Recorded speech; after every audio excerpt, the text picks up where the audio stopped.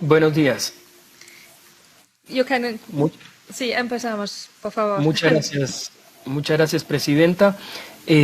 Para mí es un gusto estar aquí. Yo quisiera inicialmente advertir que en Guatemala se está llevando a cabo un golpe de Estado. Durante las últimas décadas en nuestro país se ha instaurado y consolidado un régimen de corrupción y de impunidad, y esto no solo ha traído consecuencias negativas en términos sociales, económicos y políticos, sino que con más intensidad se ha acelerado un proceso de avance hacia el autoritarismo. El hecho de mencionar que vivimos bajo un régimen de corrupción y de impunidad no es una consigna política. Esto puede ser fácilmente comprobado con las decisiones políticas, la agenda legislativa y el respaldo a acciones de persecución judicial. El actual gobierno de Alejandro Yamatei no tiene una sola política pública exitosa, pero más preocupante, sí tiene una agenda de persecución política. Además, la agenda legislativa de los diputados y diputadas que él compró en el Congreso se han enfocado en dos cosas: corrupción e impunidad. Corrupción, por un lado, haciendo ampliaciones y modificaciones presupuestarias que destinan recursos públicos hacia ministerios donde existe opacidad absoluta y facilita el robo del dinero público. Y por otro lado, impunidad eligiendo jueces, magistrados y una fiscal general afines para que no investiguen la corrupción y se dediquen a perseguir penalmente a sus opositores. Lo más peligroso de este régimen de corrupción es que puede sobrevivir solamente a partir de una tendencia fuerte hacia el autoritarismo. Y esto es porque los gobiernos corruptos no dan resultados a su pueblo. Al no tener legitimidad, solo pueden mantener el poder a partir de prácticas autoritarias.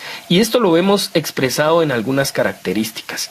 Primero, ausencia de contrapesos democráticos. El gobierno actual tiene el Ejecutivo, compra una mayoría obediente en el Congreso, tiene el Ministerio Público y buena parte de las cortes del país.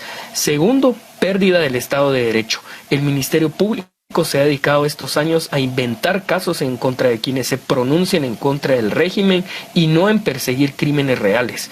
Esto ha implicado que, similar a la época más dura de la guerra en Guatemala, muchísimas personas han tenido que salir al exilio, incluyendo operadores de justicia, jueces, magistrados, defensores de derechos humanos y políticos de oposición, incluyendo de nuestro partido político, el Movimiento Semilla.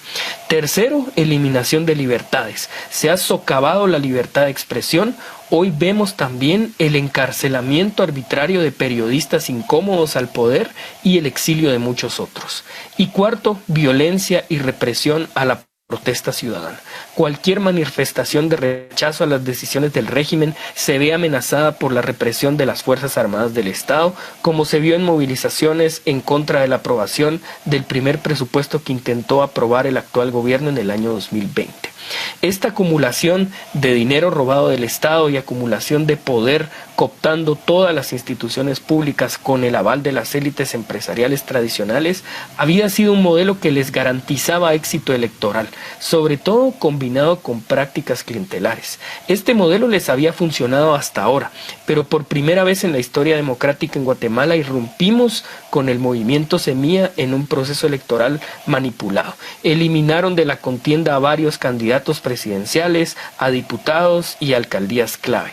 Tenían el control de las cortes y de la persecución penal, el apoyo de los medios de comunicación tradicionales y tenían enormes cantidades de dinero con el cual tapizaron el país de su propaganda y aún así perdieron las elecciones. Y esto fue por varios factores. Por un lado, el rechazo profundo a un régimen corrupto que no da resultados a nadie, sumando a esto una presencia permanente de oposición contundente y muy vocal de nuestra bancada en el Congreso, y por último, la esperanza del pueblo de Guatemala, encauzada a través del Movimiento Semilla y la candidatura del binomio presidencial de Bernardo Arévalo y Karin Herrera.